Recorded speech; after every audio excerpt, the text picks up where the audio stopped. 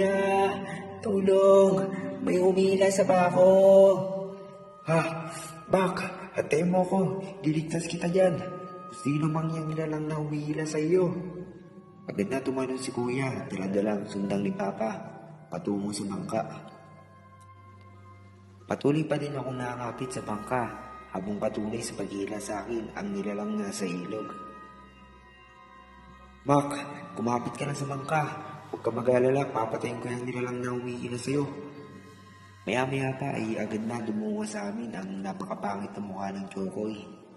Makaliskis ang katawan nito at meron itong matutulis na mga kuko at nanlilisik din ang makukulang mata nito.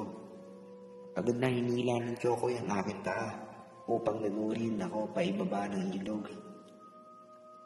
Agad din namang sumisid si Kuya upang iligtas ako sa mapanganib na Chokoy. Nahawakan ni Kuya ang aking mga kamay